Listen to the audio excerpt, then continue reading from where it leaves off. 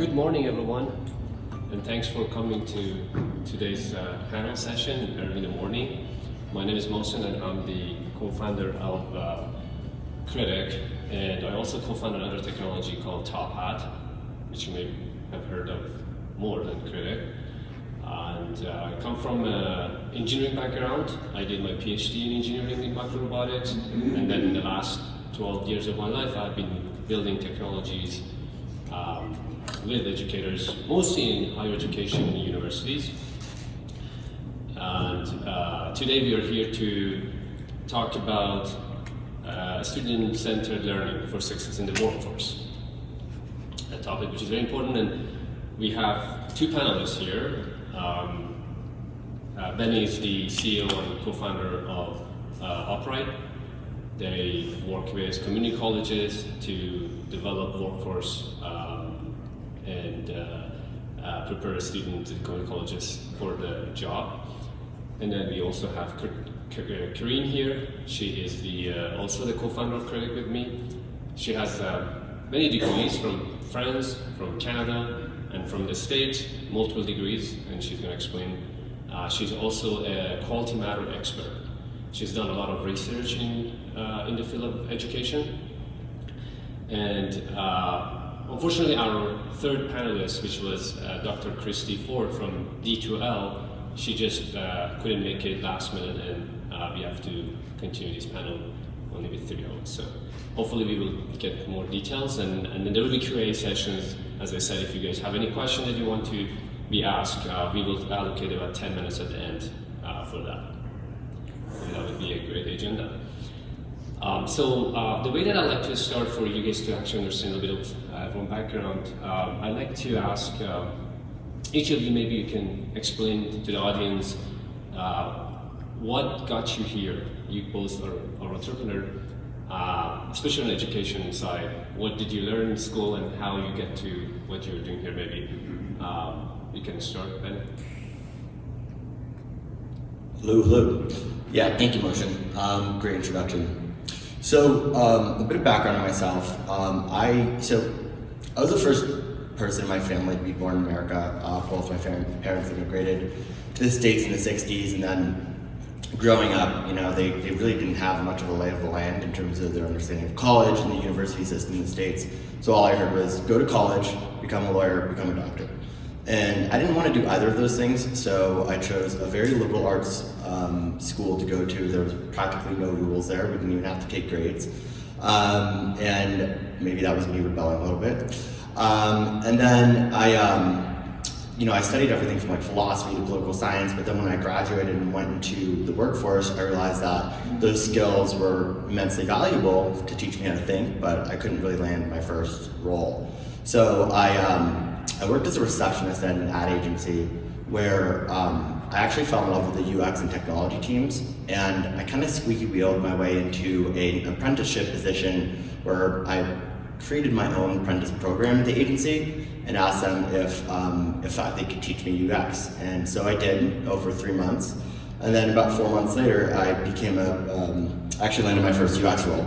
So that story right there is sort of how I ended up getting into the coding bootcamp space. At 25, I started my first bootcamp because I thought, well, if I had no understanding of how the college system worked, and then had no understanding how to get a job after, but did it in 3 months through a training program, I wonder if I could deliver those types of programs to individuals to get them jobs. So then 5 years later, I founded Upright to deliver those same programs through community colleges and university systems. So in some ways, my education brought me here through happenstance and luck. In other ways, it seems pretty destined. So thank you. And then I would like to also add on top of what Benny said. So I want to first start by asking a question. How many of you, like Benny, started your academic journey thinking about what your parents thought about you? If you can raise your hand. If you had any inspiration from your parents in your early education. Basically mean following parents' path? Yeah, following at the beginning, like the same as Benny mentioned. Looks like they won't follow their own. Which is good. That's good. So for me, I'm more like I'm very like Benny. When I followed my parents' journey at the beginning. I was born and raised in France, and my mother was a dressmaker, and my dad was an entrepreneur. And I joined the community college to get started. The main reason is because I had to leave home at the age of 15, and I had no choice to work and then get a fast degree to get to the workforce. And so I was ready. The only problem is until one day my professor asked me, "Hey, I think you might consider integrating academic path." But like a lot of women in the field, sometimes there is a lack of confidence that we could do engineering degree. So I did consider and did apply, at least, give a shot. And so I learned how to become not only a dressmaker, but also managing all of the factory. And I got my 1 year before the bachelor degree. And then I had to grow to a bachelor degree, but I didn't know which one. Should I go to mechanical engineering based on the degree that I had? But there's also textile industry, so I didn't know. So what I did is I took a break, went to the workforce, worked for Dior, Chanel. Then I realized that I got limited. I went back to school, did my master's degree in computer science, and then there I worked in the field in project manager, immigrated in Canada. I didn't speak English at that time, 2013, immigrated alone. Same situation, didn't have too much money, but broke my way up. I had to redo my K-12 from start to be eligible to do a bachelor degree in psychology and sociology. And then I took Adler coaching certificates to enter the workforce faster. And then I realized that during my degree, I was like this, like you, independent, driven, you know what you want, and then you get the job that you want. And then I wanted to have my return on investments. So I was talking to my classmate, hey, what is this multiple choice question? Just for background information, I'm French, right? So I never received multiple choice questions, and my education is mostly almost free, if it's not. But when I came here, I said, wow, I have to pay a lot of money for a multiple choice question, it's crazy. So I said, okay, I better get some learning from it. So I asked all of my classmates, hey, can you be with me? Let's do some peer learning together, let's have Google Doc, and then we didn't have technology, so I say, okay, let's do some document. It worked well at the beginning, we did some Zoom, we did some notes. I shared all of my notes, I didn't care, but realized that some students were afraid of plagiarism and cheating. Some students say, okay, I want to stop, I'm not ready for it. And then that's how I started thinking about how Kritik could be useful in Canada, in the US, like in North America, where we create an environment where there's a growth mindset, and we remove the multiple choice question and allow the students to collaborate with each other. And after I created Kritik, down the road, what I did is I'm not an educator. I teach my classmates, right? But I'm not trained as an educator. So what I did is I asked my coworker at Kritik and say, hey, is anything that you need more in order to be successful in the company? And he said, yes, I want to be more in line with what the educator need. So I said, okay, why not applying for a PhD and doctorate degree? So right now I am currently a doctorate at Indiana University. I am a specialization in instructional system technology. And I challenge Kritik always, say, how can you make it better? And we get there. Yes, great. Yeah, this is an opening for question, because I feel we all here at some point asking, okay, what's the purpose of the educational institutions? At the end of the day, is it vocational? Is it preparing, for a job, or maybe it's more for liberals? Teach them how to think and not really necessarily worry about what they need to learn. So I actually came from more of those educational background where I didn't actually know what community college was. So I was more in the research field. Just get to this field, I think the examples that both of you gave here about your educational background, both of you found what you did both in education, in community colleges or university relevant to what you're doing right now. I would personally argue that the three of us here are not actually a representative of the student sample in the classroom, because both of you, from what I talked to you, Benny, is that you've been very motivated. And you, Karen, I know you at Kritik, you always find projects in your classrooms that is related to your work. Yeah. So you always try to connect the dots, but are the majority of the students that are in the class are actually having that entrepreneur mindset, that they're thinking about the work when they get to university?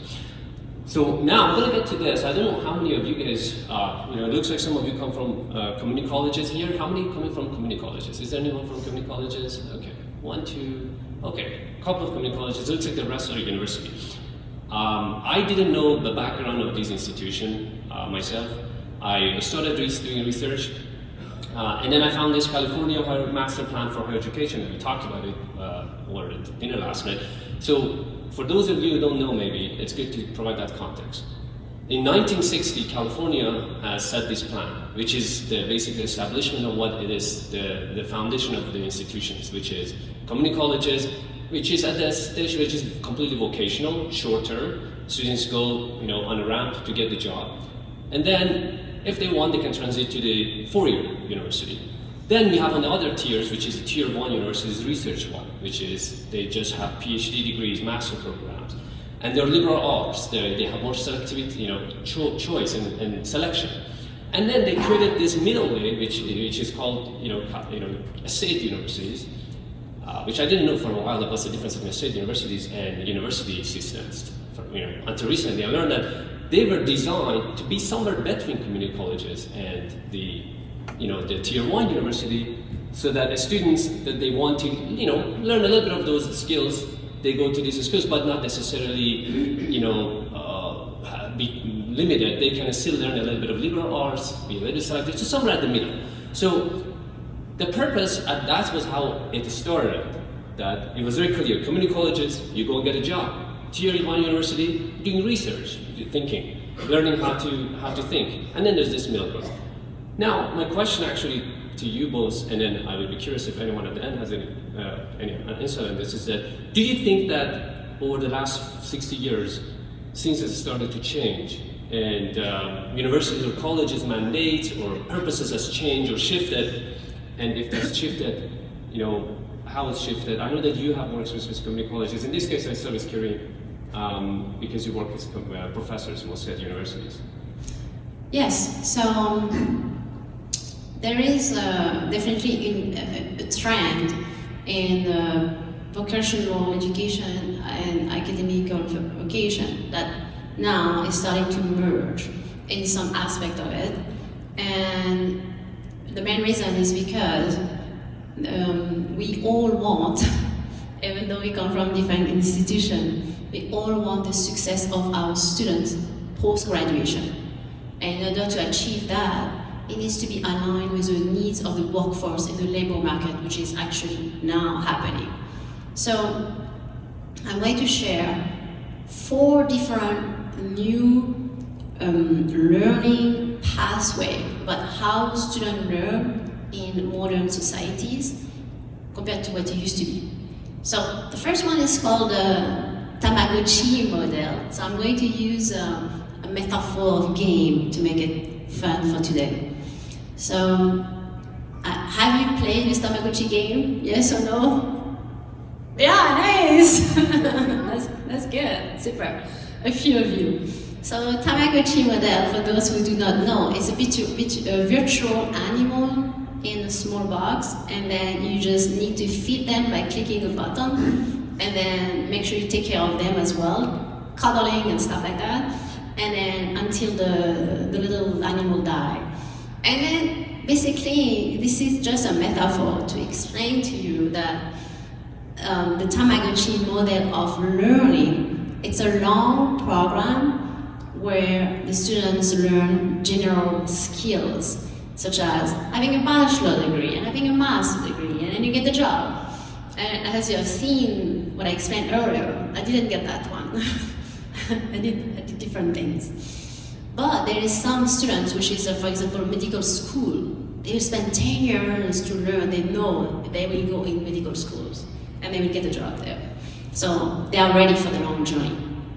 The second one is a Jenga model. Who knows the Jenga model? Good, super, a few of you as well. So Jenga model is where you take a piece of wood, which is a rectangular, and you put and then it looks like a towel, and then you stack them on top of each other's, and then you have to remove and then take what you want and make sure that the towel does not fall. So that game is a representation in education of a short program, and you build new skills of what you need. So you take a piece of wood, this is your skills. Take a training. So basically, you'll do maybe potentially a community college where the students want to have some training in a short program. Or myself right now, I have a full-time job and I have a limited amount of time for my PhD. So I have to select, do I want the long 4-month program, or I'm taking the same course accelerated in 3 weeks. And I pick that one. So that's an example. And then this is very aligned with the labor market. You pick skills for the labor. The third one is called the Lego model. Who knows Lego? I'm sure 100%. Yes. But I'm still going to explain because we need context. The Lego model is there is a few pieces that you use, and then sometimes the figurine is already made, and then that you just basically build something new. So it's a certificate on top of it. And then, so any certificate, as you know. And the last one, and this is I'm cautious about the time, is called a transformer model.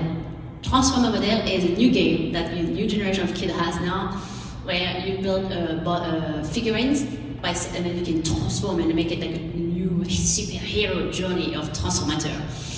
And it could be also in a video game. This one is upskilling. You have the skills and then you want to grow to your career advancements.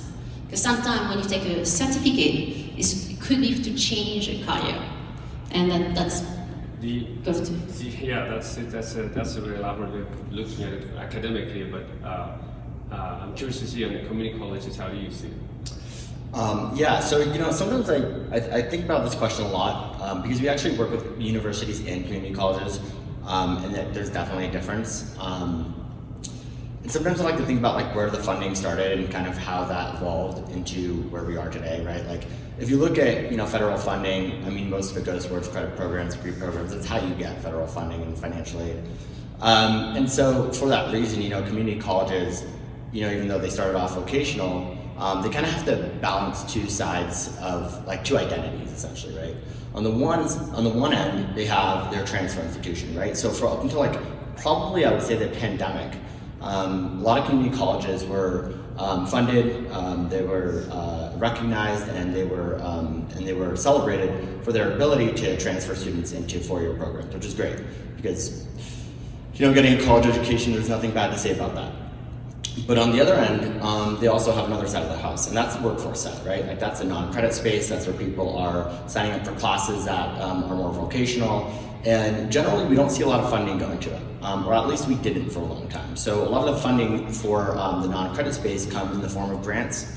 Obviously, we see that a lot with the Biden administration, and specifically Joe Biden's work in community colleges. But like I said, it's more recent that we're starting to see more attention being paid to the workforce, non-credit side of the house. And a lot of that had to do with actually what's happened the last 3 years, right? So since the pandemic, undergraduate degrees and undergraduate enrollment have been down about 2 to 4%. That's on the university level. And credit side for community colleges, it's anywhere from 7 to 10%. But if you look at the other side of the house, if you look at the non-credit workforce side, you see enrollment actually at sort of the other side of the parabola, right? Because you have increased enrollment about 2 to 5% non-credit workforce programs, and actually in higher, in post-bachelor programs, even up to master's degrees, it's around 7%. And for adult learners, right? So those are folks above the age of 24.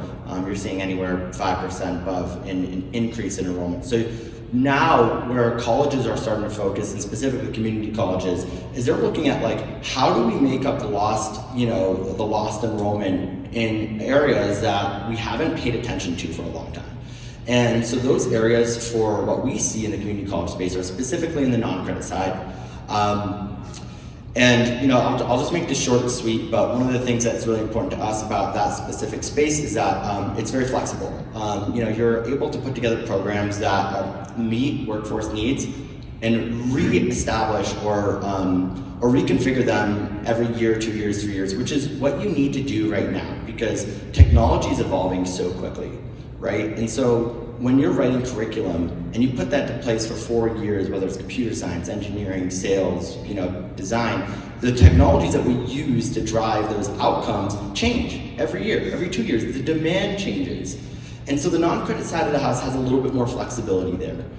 They work with more third-party providers, and also they're built, I think, more for maybe the Jenga model, right? And Lego combined, the lifelong learning. So that's where I see the shifts happening in higher education. And I'm happy to see them move towards that way, specifically in community colleges. And now I see universities really starting to play in that space as well, which is, it's an interesting time in the world. And we also see a lot of universities just starting to bring on their online programs for non-credit programs. They're just starting to bring on their workforce programs. So, it's really interesting to hear about those foreign models. Thank you. Yeah, for sure. Yeah, I think I agree with you, both of you. I think, I think at some point when they started, the community colleges were vocational. It was supposed to be the model that people can build their skills. But what happened, I think, because I was always looking for universities myself to go, what is best university? I was going to immigrant, and I used the ranking systems. And of course, ranking systems are really looking at research. They don't even look at, they do look at educational quality, teaching qualities and all that, but the big component of it was, and has been, was research, and it kind of become a matter of prestige. And I think that's, in my opinion, I think that's how things started changing maybe around, 90s or 80s or 90s, and then going to the 21st century where it became a class. It wasn't necessarily a purpose that you go here for this, you go here for this. It became a matter of class. So you don't, you have a lot of money, you go to this, tier 1 university, or you can't make it, you can't make the cut, you go to community college. And I think, I agree with you, I think things have started to change, but we see that, I think institutions are thinking about, okay, wait a second, what's the purpose of us actually, bringing students here? Do we need that many researchers in the research lab? Or maybe we really need to start thinking about their job. So it actually gets me to the next things I was going to share here. This is something I quickly search, and this is not new to anyone, but it shows Coursera's top skills that people applied for to gain between 2019, which was the year before COVID, and 2020, which was when COVID happened. This just demonstrates, you can look at it, in 2019, the world is still going toward technologies. Obviously, everyone wants to go and learn Python programming, artificial neural network, AIs, algorithm, which has been the trend. All of a sudden, the world changes and everyone starts thinking about, okay, those self-management skills, you can see here meditation, which you never thought about meditation and a skill that you actually need to teach in higher education at all. But you see that those become the reality of the job market, because that's what you really see that the employers are able to succeed in the job need because of, in this case, it's COVID. But even without COVID, things start to change. So with that quick shift that is happening in the skill in the workforce that we all are aware of it, I want to get it back to you, each of you, in terms of what you're doing. I know most of you are working on technologies to help bridge this gap between workforce needs and what's taught in the school. So in this case, I want to start with you, Benny. Is that tell me exactly how how you fix that problem. So it's interesting. So there's two ways to address big paradigmic and just paramount changes in higher education. It's through technology and through teaching technology, and I'll tell you why. So this is sort of where. So my company, for a bit of background, we provide accelerated workforce programs that focus on tech skills. So the purpose of these programs is that at the end of the program, we place you at a job. So it's a pretty simple model, right? You take the program, it's accelerated 3 to 6 months, you get a job at the end. We focus on specifically teaching the most in-demand technology. So when we build programs, we look at really two questions, which is this in the highest demand amongst employers, and is this in the highest demand amongst learners? And what we found is that really it comes down to accessibility in some ways, right? So if you look at the four-year degree, if you look at four-year degrees, and even if you look at workforce offerings, in some ways they have a little bit of similarities. When you go to get your bachelor's in English, you spend 4 years doing it. And you pay the same price as when you go to get your chemical engineering degree, and you spend about the same amount of time, it's the same amount of credits, and it's a one-size-fits-all. It's sort of a bundled model, right? You're looking at how one degree can cover many different subject areas. For us, we've seen that also play out in the workforce space. So like it's in some workforce programs, they'll teach engineering at the same length and the same time that they'll teach design or sales. And the truth is some programs like engineering, cybersecurity, data science, they just have a higher caliber of, there's just a higher bar in terms of job entry level. Like your skills need to be at a different level than where your skills need to be to get your first job as a tech salesperson. Or if you want to get your first job, because the technical skills are just so much higher. You know, learning programs and learning a language, learning tech sales and learning a CRM. So why do you spend the same amount of time and the same amount of money for each of those programs? And so when we think about the innovations in our programs and how we work with community colleges, is all of our programs, like I said, are based specifically around innovating on that model. So what is the least amount of time that you can spend in one program to come out with a job? So if you take like a sales boot camp with us, it's 8 weeks, 10 weeks, right? You take a software development program, it's 20, 24 weeks. And that's just because that's what's needed to get a job at the end. So we're rethinking, not necessarily through technology per se, but through teaching technology, what is actually needed for the outcome at the end. Right, like what is the actual amount of time? Because the bundled model isn't working for workforce. It doesn't work for tech training. And what we're thinking about is how do we validate those skills? How do we put them into the workforce? And then how do we take that feedback back from the employers, make it back into our programs to make them better, to make them more modern, to keep them cutting edge. So that's what we really focus on as far as innovating on workforce programs. Yeah, how does colleges, what do colleges have to work with you? Like, what is the driver for them to actually decide to collaborate with you guys? Because I know that you actually don't run it on your own; you still collaborate with them. Yeah, so we run all the programs, like we run them, front to back. And the reason why colleges tend to work with us is because there's a lot of work that goes into putting these programs together. The curriculum blends, async and synchronous models, and it doesn't run on a year schedule or a school calendar schedule. So we don't have semesters, right? They're cohort based. They start every month. And what happens is when we partner with a school and they offer our programs, those students that they're enrolling into our programs, which are usually adult learners, are aggregated in with students from other colleges, which I think actually makes for more dynamic classrooms. But what it also does is it gives those colleges the ability to run those programs every month. Because the last thing you want to do is create one program that you're running for 1 year and you have one time to sign up for it. You're missing out on a lot of learners who need that opportunity now. When your mom or dad or your husband or wife or partner, they're out of a job, are they going to wait a year to do workforce training or 6 months? So we have the fortunate opportunity of working with a lot of colleges and aggregating those students in to run monthly, quarterly, weekly cohorts. And I think that's at the benefit of the learner the most. Mm-hmm. Yeah, I really love the insight that you said that it's a kind of a bundle model.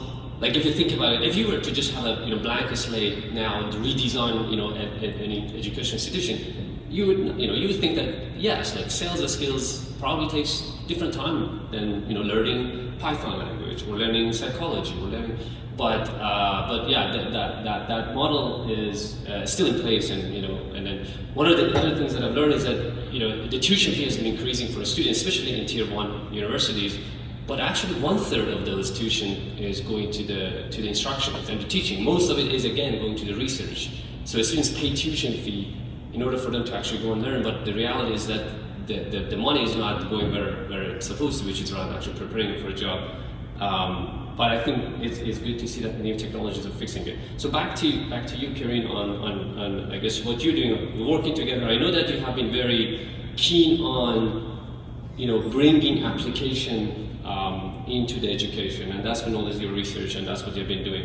Maybe you can explain to the audience here what you're doing is actually helping here. Thanks. I'm going to bring complementary perspective on what you said regarding the bundles, and I would call it in academia curriculum design. I wanted to know, any of you know the writer Linda Nielsen? Okay, she wrote a book and she's collaborating with me at the moment. We are trying to publish another book together. So she wrote a system of how to develop curriculum and how to create bundles to basically bring all students who start at different levels. Some of them like prior knowledge and others are more advanced. How can we make a curriculum flexible and dynamic to stimulate the two spectrum? Those who are far behind and those who are more advanced. And it's possible. So I would call it at Kritik competency-based education and personalized learning. So we are moving toward a system where the students need not anymore to memorize, but the students need to develop critical thinking skills and develop soft skills and build on the knowledge that they have already acquired prior going to the class. And then, and also in this system of bundling, it's also kind of like complexity of designing curriculum with team-based learning, collaboration, and then I don't know if you learn about the Bloom's 2 Sigma problems, but in that theory, I'm not going to elaborate today. I'm just going to tell you that this person, Bloom, Benjamin Bloom, had identified different elements, and the Bloom taxonomy. This is the most popular in academia. The 2 Sigma is the result is that if you want all students to be successful, they need to learn with feedback and mentoring. But in order that to be, they couldn't resolve that problem a long time ago because you needed to hire 50% more of staff to teach the students. But now, with new technology, it's possible. And I'm going to share with you 2 cases. The first one is, those cases, by the way, are, I'm a researcher, right? I'm a PhD student at the same time. So the first research paper is a manuscript that was written last year. And the second one is another research paper. So the first one is Amélie, Dr. Sophia Amélie. And the second one is Dr. Hélène Poulins. So I'm going to start with Dr. Hélène Poulins because she is an instructor at the University of Toledo, and she is a top 10 university in the sales development. Her role is to make sure that the students, when they get out of university, they get a job right away, and they do. And the way that the reason why she's successful is because she has designed the whole curriculum, peer learning, student learning with each other, employers coming in the classroom, giving feedback to the students. Sometimes they cannot come, whatever. The students record a video, put online, the employer watch the video, provide feedback, student learn by feedback. There's a feedback loop everywhere. It's not anymore on the weight of the instructor. It's something that is beyond all of that. It's a collaboration with multiple stakeholders to be ready for the workforce. And in fact, she started her paper to say that if I had continued the work that I used to do, my student will have a D graded by the employers. But she changed it and she adopted and she published multiple papers. The second paper, which is one I work on it as a collaborator with Dr. Amelia Sofia. She basically developed a system to empower students to learn by feedback and learn by doing. And she's in healthcare, and healthcare is extremely important to develop good communication and good critical thinking skills. Well, like every one of you, you might think about it, should I trust Kritik or not? And it's hard, right? So what she did for the first classroom, she didn't want to trust Kritik, but she said, I don't want to not use technology because I have to use. So what she did is she graded manually every single student, even though she had a tool to help her. And then she did not edit each grade. She let the students do it on their own afterwards. And then she realized that the students, the result of that paper is the students were learning not only by improving the quality of the creation, but also improving the quality of the evaluation to evaluate their peers' work. I can share all of those papers afterwards. Yeah, no, it's great. I mean, this two sigma problem that you mentioned, I think that's really speaks up to the effect of the technology. Again, like you mentioned, like, you know, Bloom's did show it back in 1980s that, you know, the most radical change that you could make to make someone learn something is to just do this personalized feedback. Personalized feedback is the way that we all learn. But of course, so they call it problem because back in the day, there was no technology, there was no internet, there was no data. So that means that they need to hire 50% of the population to teach another 50% of the population. That's what it means, basically, in a one-on-one setting. But it's great to see that technology now enables it, and then that's what I guess, as Kay mentioned, that we do this through AIs and other technologies to leverage the wisdom of the crowd in the classroom to help us to teachers feedback and develop those leadership skills. So we're going to do the last question. We're still waiting for questions to come. We have about 6 or 7 minutes. If anyone has any question, you can either raise your hand. But I'm going to just get these folks to answer one question, which is very important about inclusivity and accessibility, because that's also a very important topic these days. We know it, and inclusivity and diversity and equity starts in education. And I know that both of you have a very strong opinion on how this is being handled, you know, in your system. Maybe Karen, you can start this.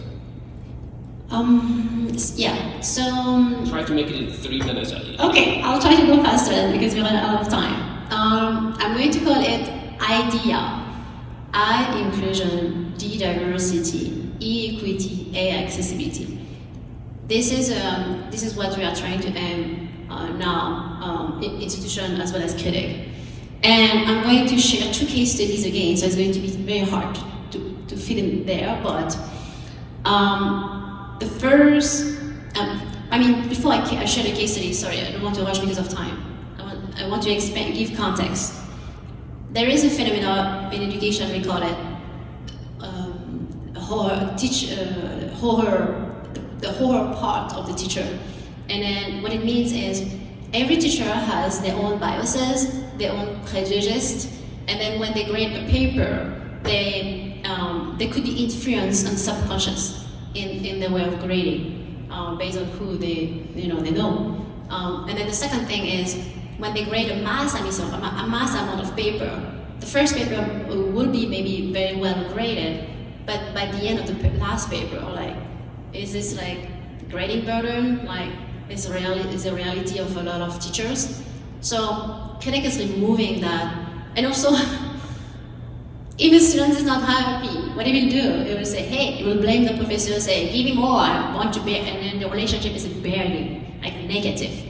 Compared to with Kritik, it's like not only we bring those students in who have challenges by having them in the classroom like everyone else, but also we give them like opportunity to submit later assignment if they can, and they receive grade from their peers at the same level, and they receive like one case study you can share as well later. It was like an amount of 5,800 evaluation for a class size of 1,600, and those students learn each other. And what happened? What is the role of the professor? Of course, the role of the professor is still to like own the grading at the end, right? But it needs to let the students be empowered to do that. And then the professor comes as a subject matter expert on top of it, saying, hey, you made mistakes. So he's editing and provide additional feedback, which is more advanced. And then back to the two cases about the... Maybe you can share one of them. Okay, one of them. Okay, I combine both of them together.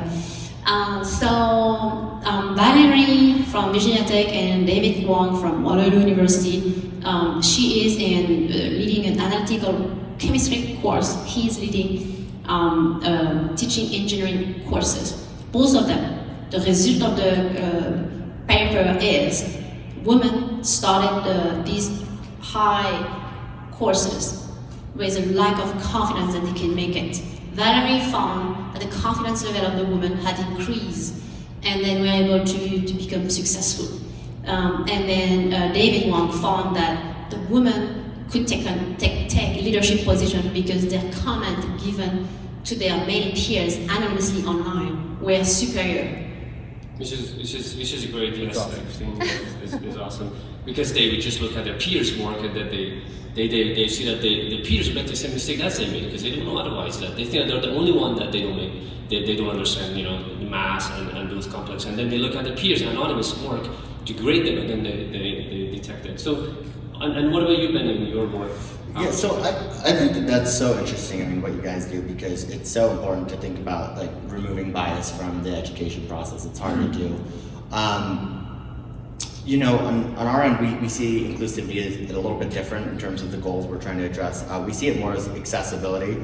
And what I mean by that is that when you think about it, right, like when you grow up in a rural area, or if you grow up even in an urban area, but you're not in the heart of the city or you're not in the metropolis, you don't go to your parents' house or your friend's parents' house and you see them, working in, high-paying tech roles, right? You don't see them working as computer scientists or programmers. So what that does to you when you're growing up is you don't see yourself in those roles.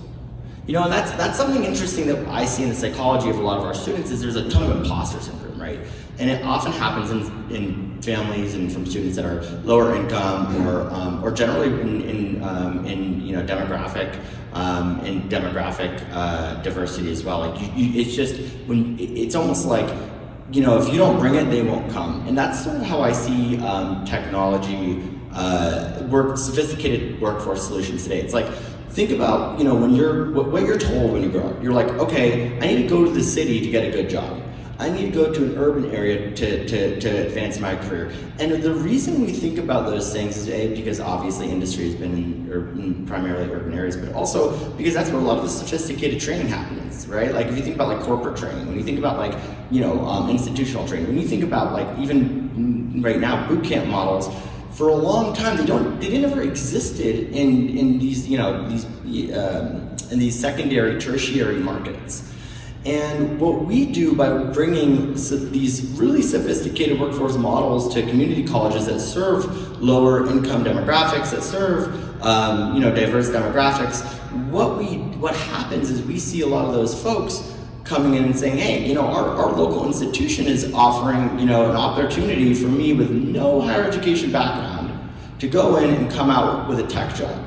And I mean, that's amazing. That's a generational economic change for these folks. You think about it, right? Like these people are coming out of our programs on average making about $67,000 a year.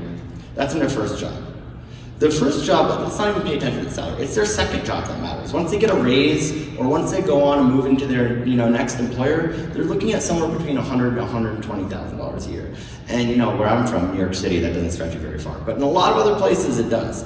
And so the point of that is that by offering programs, sophisticated workforce offerings in places where they've generally been excluded from, you have an opportunity to make people feel like they belong in that industry. And that for us is really important. Yeah, sorry, I'm going to just say one thing though. One fun fact is the sense of belonging is very important. I shared a lot of information with you, but one of the secrets that I didn't share with you is I was born with the syndrome of ADHD and with hyperactivities, and then I got to redo my class twice from time to time, 2 times in my career. And my professor always told me, hey, you have to do this class again, you are not ready to do the upper class. But just to let you know, I never changed, I'm still hyper. Exactly. So thank you for both of you. There's 2 questions came in here, and I would just put them all together, and then Karen, you let me know if it both seem to be related to Kritik. One asking, first of all, what's the AI behind Kritik? And and how you make sure that it's working. And the second question is how the impersonal aspect of anonymous peer grading balanced with the students' need for personal and interactive feedback. So let me know if you want to answer that. Okay, so the AI, the accuracy of the AI, there's three components of it. The first component of it is there's a calibration that professor can run at the beginning of the activity. Calibration is only the evaluation stage. So just for background information, Kritik is a peer assessment tool. There's three stages. Creation stage, where the students submit the creation. Evaluation stage, evaluated by peer anonymously. And then there's feedback stage. And the feedback stage is a creator comes back to provide feedback for the evaluator on two scales, motivational yet critical. Now, for each stage, there is a grade accumulated in the AI. And then the calibration is only the second stage, evaluation.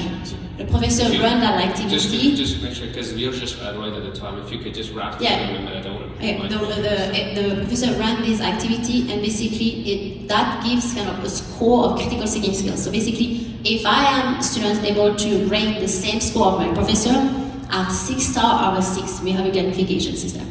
If I'm not able to do it, if I'm too lenient or too harsh, I will have 1 point. What it means is, when I will do the process of peer assessment, I can participate, but I will not penalize my peers because of my lower capacity of grading. So yeah, I just want to be mindful of time because we're at the time. If anyone has any questions with the details, we're obviously going to be sticking around. Since some discussion might be much more specific. If you guys have no question, thank you for coming to the session. It was great to having you all here, and yeah, we're sticking around. Thank you. Thank you. Thank you, everyone. Thank you very much. We have more time, so I want to say, if you're not in a rush, you feel free to leave the room, but I'm going to answer the second part of the question, and if there is more question, let me know as well. There is two other components of calibration. There is the micro calibration. Anytime a professor edits a grade, he's become the gold standard, and that's going to be re-evaluating the other score. And the third one, of course, is never rely on a tool. Always bring a brain in it. So the professor always have to be there as a coach. It's very important. It's not a passive tool, it's an active tool. And then regarding personalized learning, can you repeat the question of that one? The question was that how the impersonal aspect of anonymous peer grading balanced with the students' need for personal and interactive feedback. So because you're anonymous, it means that since it's not personal, because it's anonymous, it's asynchronous probably. So but you need this sort of interactive. Very good question. All activity, as Ben mentioned, always in need of learning outcome. In Kritik, there is a learning outcome, and there's elaborated rubrics using the Bloom's and the Webb's depth of measurement, which means different levels of difficulty to achieve the learning outcome. And then the students look at the rubrics and evaluate each other's objectively for the assessment piece.